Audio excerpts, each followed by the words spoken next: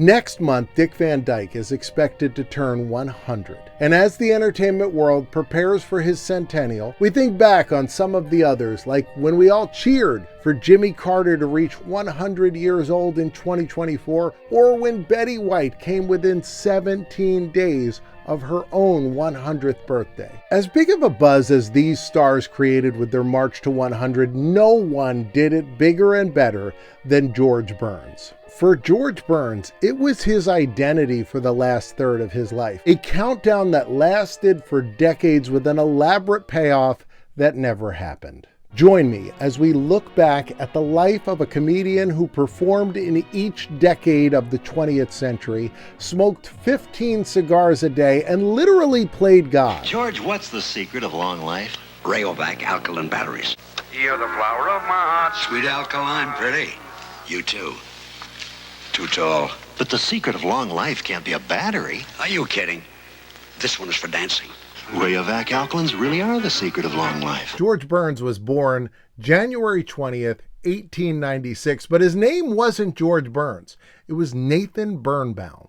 Young Nathan Birnbaum grows up in a large immigrant family on the Lower East Side of Manhattan, one of 12 children. At age 7, Teddy Roosevelt is president, and George Burns performs for the very first time. Him and 3 other kids performed together in the Pee Wee Quartet.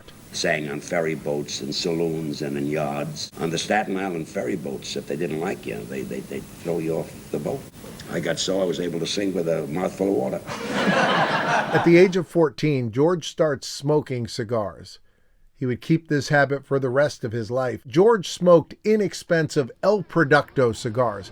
Once you try an El Producto, you won't settle for anything less. As he became a more famous and more successful comedian, a lot of his other comedian friends would try to talk him into smoking fine cigars. Like Milton Berle smokes cigars, he pays $2. Yeah. If I paid $2 for a cigar, first I'd sleep with it. At age 27, George meets Gracie Allen, and together they form the legendary comedy duo of Burns and Allen. 3 years later, 1926, they get married. At age 36, George Burns, along with Gracie Allen, take the Burns and Allen Show on radio. The show is wildly popular. They're playing fictionalized versions of themselves. The radio era cements their place in pop culture. The timing, the banter, it's all perfect. At age 54, George and Gracie take the show on television. When I think of marriage, I can't forget what my mother said when I was 19. What was that? She said, "Happy birthday, Gracie." In 1958, the show ends and Gracie retires. Over the next few years, George Burns tries some solo work, but nothing really sparks. And it seems like George can't find his foothold as a solo comic. It seems like maybe he's too old, or maybe he's not old enough. When George is 68 years old, Gracie passes away from cancer. George is devastated. He's also unable to find any work that fits within his talents, so he goes into a semi-retirement, making only cameo appearances and other small parts. Then, at the age of 79, he hears that his very good friend, Jack Benny, is ill and can't continue in a part in a film called The Sunshine Boys. They ask George to audition. It's the part of an old vaudeville comedian that has to reteam with his partner, a partner that he can't stand. The part fits George perfectly. And then at age 80, he wins the 1975 Academy Award for Best Actor for his performance in The Sunshine Boys. At the time, he is the oldest person to have ever won an Academy Award, and he is the final person to have ever won an Academy Award that was born in the 19th century. He had not starred in a movie since 1939, when he and Gracie appeared in a movie called Honolulu. Suddenly, this forgotten actor from an old black and white sitcom was the hottest star of the 1970s. Age 81, he follows that film up with Oh God, a film where he plays the Almighty and he comes down to earth to help John Denver. The film has enough comedy to secure a mass audience and just enough heart to never feel sacrilegious. The movie eventually spawns 2 sequels. That same year, he guest hosts an episode of The Muppet Show. The next year, at the age of 83, he hosts a special called George Burns' 100th Birthday Party. The reason I'm celebrating my 100th birthday today is because on January the 20th, 1996, I'll be in London playing the Palladium Theatre.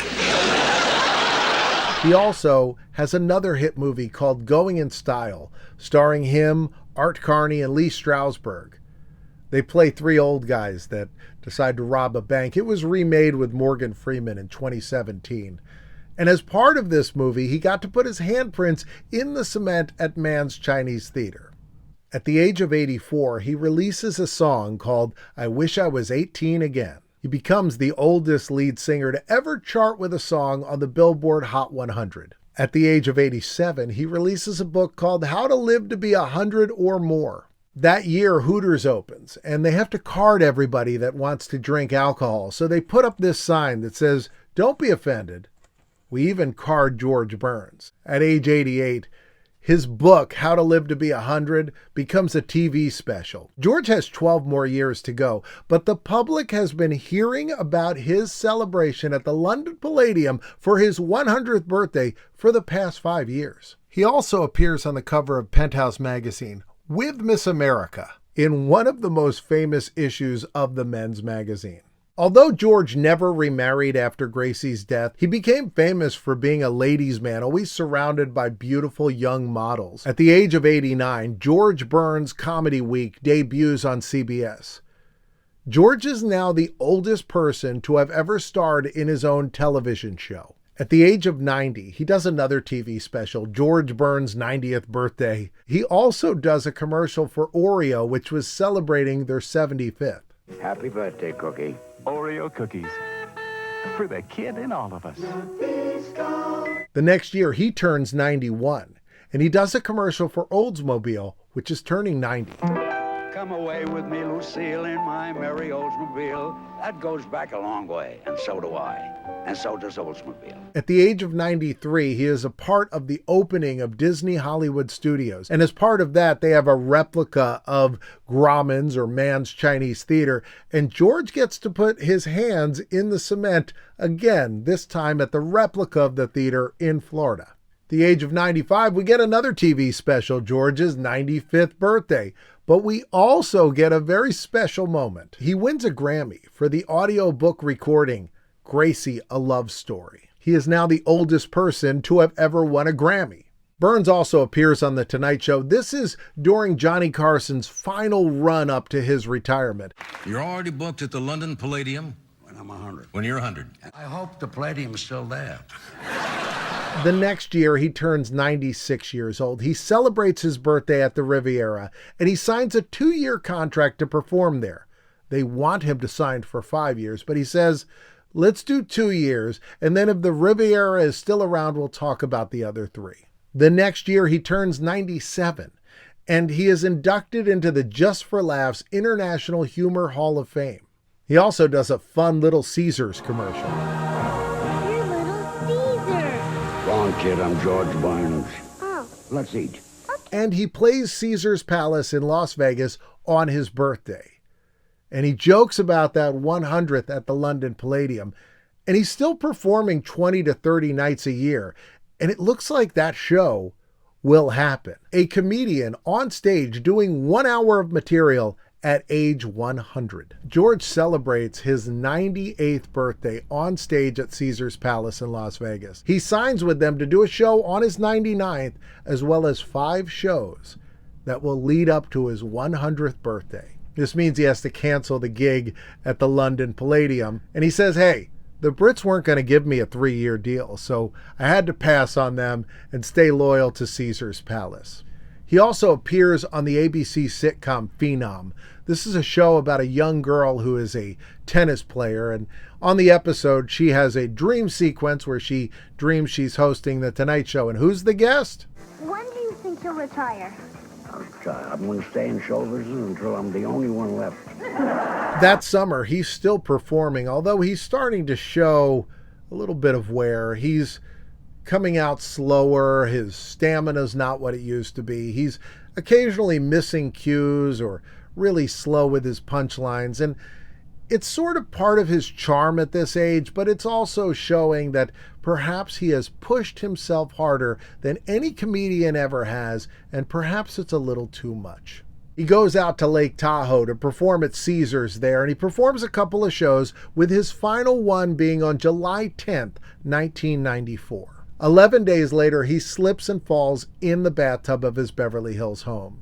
This is a turning point in his life. It affects his physical strength and definitely affects his ability to perform. He's hospitalized and his head is stitched.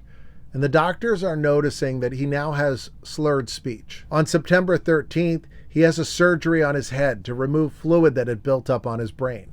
He's released from the hospital and comes home on September 22nd, 1994. But he's got to rest up and heal. He turns 99 years old, but he has to cancel his 99th birthday party at Caesars.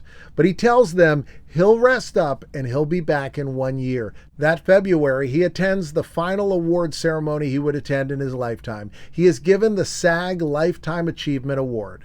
At the age of 99, he's still taking daily trips to his office, and he's also going out to play bridge at the Hillcrest Country Club almost every single day. And plans are revving up for his 100th birthday party at Caesars Palace in Las Vegas. The show is sold out, and people are very excited because they think this still can happen. But in September, his manager cancels the show and says that George just isn't healthy enough to perform. Caesars sends out this letter to people that bought tickets to the show. Dear friend of Caesars Palace, enclosed, find an autographed photograph of your friend George Burns. We apologize for the disappointment of his recent cancellation. George is still going to have a birthday party, a star-studded party near his home in Beverly Hills. And he says he's not done performing. He has a commercial lined up for the Australian Football League that he's going to be recording that October. On October 16th, he records that commercial. And then in December, he goes to Frank Sinatra's Christmas party. But at the party, he catches the flu. And after that, he stops taking his daily trips to his office, and he stops going to the country club to play bridge. On his 100th birthday, the party is in Beverly Hills. They have a ballroom, they have guests, they have cameras, they have a cake. They just don't have George Burns. George is at home. His manager says he's weak. He's hardly eating. Photographers wait outside his home hoping to get a glimpse of the 100-year-old comedian, but they never do. The 100-year-old comedian passes away just 7 weeks later. The old comedian had been sick in recent months, but had been feeling better lately. His flowers were placed on his star on Hollywood's Walk of Fame today. Friends said he suffered no pain at his death, just faded away. But what about that Australian League football commercial? Well, it was due to air in a couple of weeks. They had chosen George because this was the centennial of the Australian Football League. The campaign had a lot of celebrities, and all of them would use the slogan, "I'd like to see that." George's line was, "A league that has lasted as long as me? I'd like to see that." But ever the showman, he recorded an alternate line in case he was no longer on this earth that April. And that is the line that aired. A game that's lasted longer than me. I'd like to see that. George Burns got his final laugh on TV a month after he died. His death is reported as the end of an era, the closing chapter of a once-in-a-century comedian. His final wish is to be buried alongside Gracie with 3 cigars in his pocket. Her gravestone is changed from Gracie Allen, beloved wife, to Gracie Allen and George Burns, together again. George said it was important that she got top billing. He was written off by Hollywood in the 1950s, only to become a favorite star of the kids of the 1980s. We look at the calendar pages flipping and we think, it's too late for us. Time has passed us by. But George Burns was 95 years old when he signed a recording contract with RCA Records. George was often asked about the secret of his longevity, and he had a couple funny joke answers he would give, but often he would give a bit of real advice. Fall in love with what you're going to do for a living. Terribly important to be 93 years old and get up in the morning and get out of bed and love what I'm going to do that day. I can't make any money in bed. Well, that's going to do it for this one. I think I got to crack a window down here in the basement. Otherwise, it's going to smell like George Burns in here forever. I'll see you next time.